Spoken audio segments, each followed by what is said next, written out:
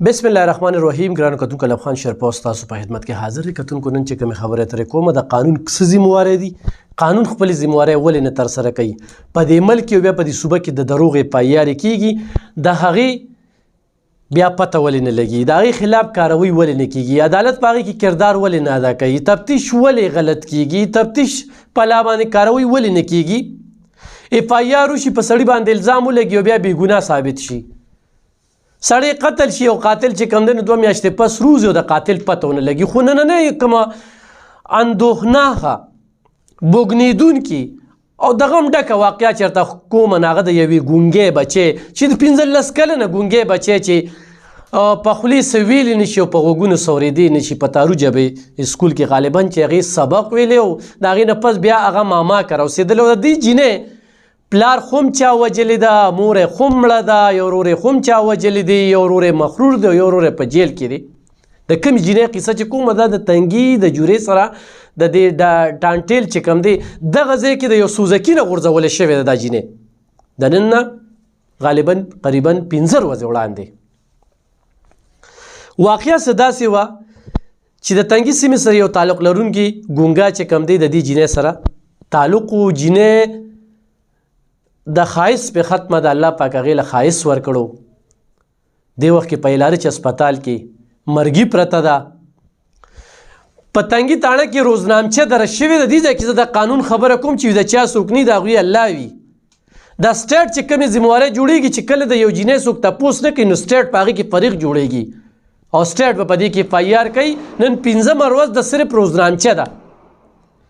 دغه جینۍ د شپې قریبا 8 بجې دغه اړخ ته په سوزکي کې بوزي او بیا د سوزکي نه غورځي. یو خواته وینا کېږي چې دا سوزکي پې بوزي او را بوزي، یعنې د پاسه یې پې ګرځوي.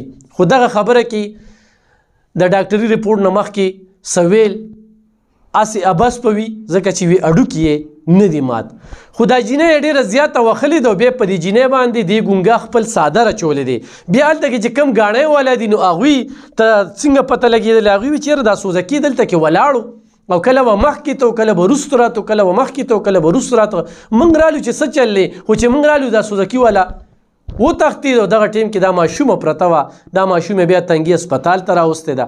تنګي هسپتال چې کوم دی نو 400 ته ریفر کړې ده او 400 چې کوم دی نو بیا ایلارچ ته ریفر کړې ده. دې وخت کې په ایلارچ کې دا ماشومه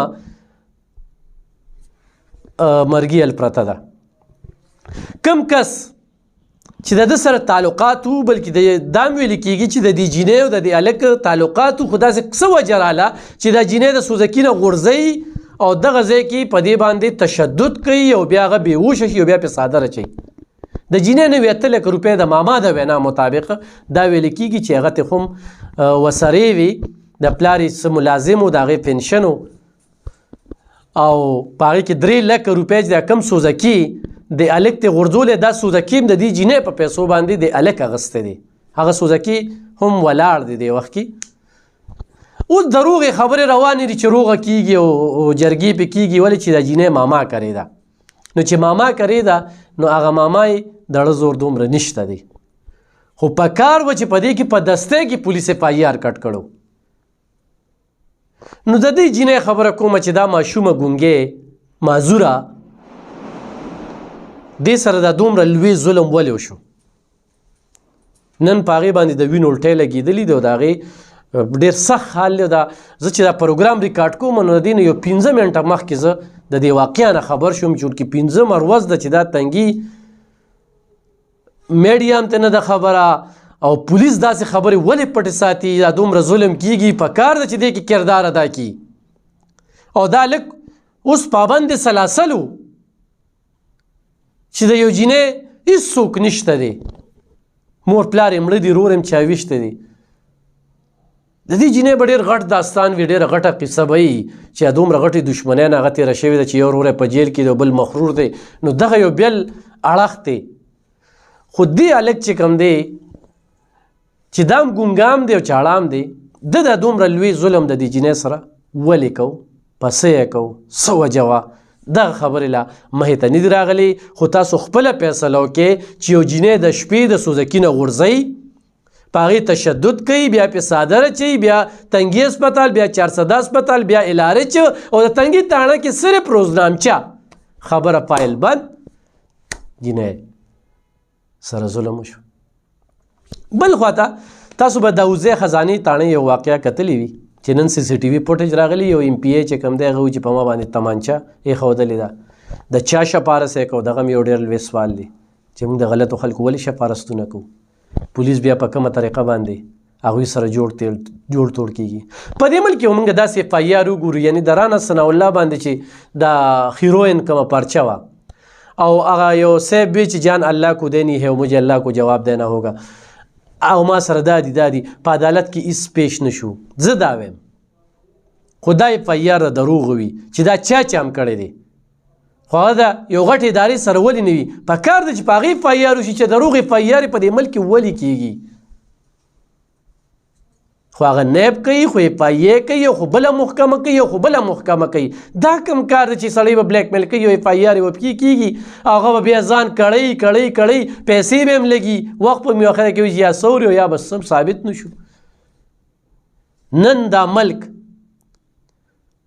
چې د ډیپارټ کېدو خبرې کېږي نو ما ترې دا حکمرانان ووایي خو په وفاق کې د په دې صوبه کې د دوی په اخراجاتو کې په خرچو کې څه کمې راغی چې دوی پرون بیا بیل پاس که چې تنخواګانې دې زیاتې شي، مراغات دې زیات شي په صوبایي اسمبلی کې. او د هلیکاپټر چې 2008 نه واله تر دې وخته پورې پکې څونه ګرځېدلي دي نو هغه ګل بخن او راتلونکي چې کوم دی نو ټیکسي ته جوړ کړه دغه هلیکاپټر نه، سرکاري هلیکاپټر به په پښتونخوا کې د ټیکسي کار کوي او بس پیسې به ورکوي څنګه چې ټیکسي وي. اوس هغه د انصاف دعویدار چې کوم د انصاف دعوې کوي دا خو د هغوی په عمل کې دغه مثالي پولیس دغه کردار مې ورته وښوده چې کوم دلته کې د یو غریب سره د مظلومې سره څه کېږي او د هغې خبره څنګه دفن کېږي. داسې ډېرې خبرې دفن شوې.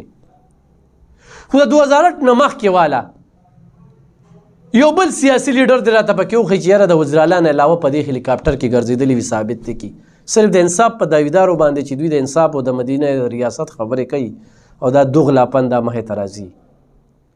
بهرحال کمې خبرې به درته دوی کوو او خو ډېرې خبرې موږ نو خلک څه وایي وي 14 پاټولی شکست ورکړی دی. لکه 14 پاټولی شکست ورکړی ماښام چې شکور ته کښېنې نو لږ سوچ وکړه چې دوی څو کړل، خو دغه ماړه خلک دا خبرې کوي.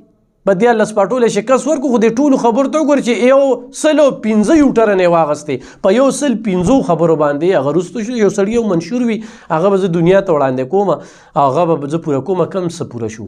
برخل دغه بیلې خبرې دي. خو زه د وفاقي حکومت چې نن په دورو باندې دي، وزیران په دورو باندې دي او مل ډیفالټ کېږي او خپل خرچې چې کوم دی هغه کمې نه کړي، نو زه د هغوی هم د دغه اقدام او د دغلاپن ډېره په سختو ټکو کې مذمت کوم. دوی دې د خپلې تنخواګانې بندې کړي، دا ځان ته د ډیټرې بندې کړي، په ځان دې د خرچې بندې کړي، دا د خزانې ته کړي او د قوم ته د ارزاني راولي. نن پټرول، نن ډیزل، نن اوړه، نن چای، نن چینی، دا د قام د اغستو نه دي. زه چې مخکې حکومت ملک دیوالیه که تاسو یو کردار ادا کړئ که نه چې نن نه پس موږ تنخواګانې نه اخلو چې څونه م اخیستې دي او دا څونه هم چې ګټلي دي یا چې دا څونه زموږ انکم دی یا پلار نیکه په وجه باندې یا غټ غټ کاروبارونه دي. د IMF دا قرضه پې ختمه کړئ که نه یا موږ ته ارزاني راولي. IMF قرضه نه چې 25 صرف چې کوم دی د PTI حکومت په 75 سال کې یعنې په 70 سال کې چې څومره قرضه اخیستې وه د هغې په ډبل چې کوم دی نو دوی واغسته، په تربل یې واغستله.